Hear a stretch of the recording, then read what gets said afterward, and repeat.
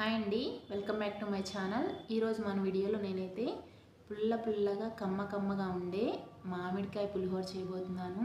మనం నార్మల్గా ఎప్పుడైనా పులిహోర తినాలనిపిస్తే అండ్ దేవుడి ప్రసాదానికి కూడా ఎక్కువగా నిమ్మకాయలతో కానీ చింతపండుతో కానీ చేస్తూ ఉంటాము. అలా కాకుండా ఇప్పుడైతే మనకి ఎక్కువగా మామిడికాయలు దొరుకుతూనే ఉంటాయి కదా, ఒక్కసారి ఇలా ఈ మామిడికాయ పులిహోర ట్రై చేసి చూడండి, చాలా బాగుంటుంది. మీ ఇంటిలో పాది కూడా చాలా ఇష్టంగా తింటారు. ఓకేనా, ఇంకా రెసిపీలోకి వెళ్ళిపోదాం.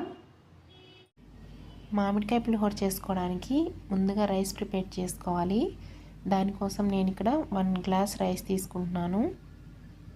ఇవి 200 గ్రామ్స్ ఉంటాయండి. నీట్గా వాష్ చేసేసుకున్న తర్వాత 1 గ్లాస్కి 2 గ్లాసెస్ వాటర్ యాడ్ చేసుకోవాలి.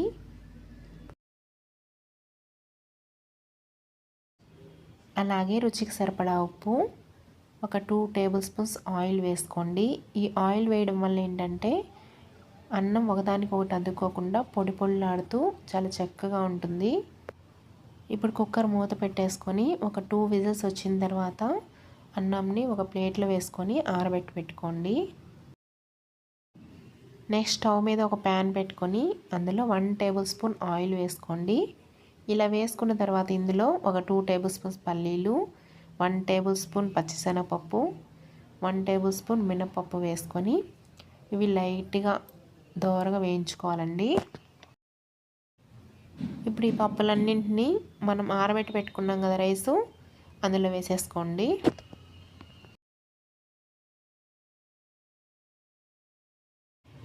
నెక్స్ట్ అదే ప్యాన్లో ఇంకొక 3 టేబుల్ స్పూన్స్ ఆయిల్ వేసుకొని ఆయిల్ కొంచెం హీట్ అయిన తర్వాత ఒక 1 టేబుల్ స్పూన్ ఆవాలు వేసుకోవాలి.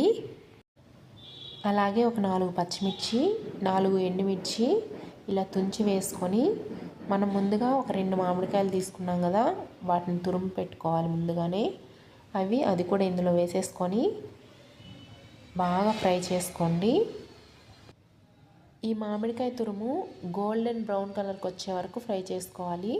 అప్పుడే మనకి పులిహోర అనేది చాలా టేస్టీగా ఉంటుంది. సో చూసారు కదా, ఇలా వచ్చిన తర్వాత ఇందులో ఒక 1/2 టీ స్పూన్ పసుపు వేస్తున్నాను కలర్ కోసం. ఇప్పుడు మొత్తం కలిసే విధంగా ఒక్కసారి బాగా కలుపుకొని లో టు మీడియం ఫ్లేమ్లోనే ఇంకొక 2 నిమిషాల పాటు ఫ్రై చేసుకోండి. ఇది నిమ్మకాయ చింతపండు పులిహోర కంటే చాలా బాగుంటుందండి. ఒకసారి తప్పకుండా ట్రై చేసి చూడండి మీరు. ఫైనల్గా కొంచెం కొత్తిమీర వేసుకొని ఒక్కసారి అలా కలుపుకున్న తర్వాత మనం రైస్లో దీన్ని కూడా వేసేసుకొని బాగా కలుపుకున్నారంటే మామిడికాయ పులిహోర అయితే రెడీ అయిపోతుంది. ఇలా గరిటతో కలపడం కన్నా చేత్తో కలిపారంటే పచ్చిమిర్చిలో ఉన్న కారం, మామిడికాయలో ఉన్న పులుపు అన్నీ బాగా రైస్కి పట్టి పులిహోర అనేది చాలా టేస్టీగా ఉంటుందండి. సో నేనైతే చేత్తోనే కలుపుతున్నాను. మీరు కూడా ఇలాగే కలుపుకోండి, చాలా బాగుంటుంది. మీరు ఇలా కలుపుతుంటేనే నోట్లో నీళ్ళు ఊరిపోతాయండి. ప్రాసెస్ కూడా చాలా ఈజీగా అనిపించింది కదా. క్విక్ రెసిపీ అండి. లంచ్ బాక్స్లోకైనా టిఫిన్స్లోకైనా చాలా బాగుంటుంది. మీరు తప్పకుండా ట్రై చేయాల్సిందే. మామిడికాయ పులిహోర అయితే రెడీ అయిపోయింది. ఇంకా సర్వ్ చేసేసుకుంటున్నాను. చూసారా,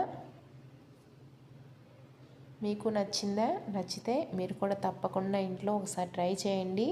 ట్రై చేసిన తర్వాత మీ ఫీడ్బ్యాక్ని నాకు తప్పనిసరిగా షేర్ చేయండి.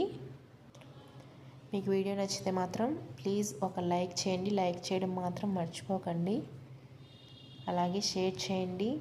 ఇంకా మన ఛానల్ ఎవరైనా సబ్స్క్రైబ్ చేసుకోకపోతే మాత్రం ప్లీజ్ సబ్స్క్రైబ్ చేసుకోండి. ఓకేనా, థ్యాంక్స్ ఫర్ వాచింగ్.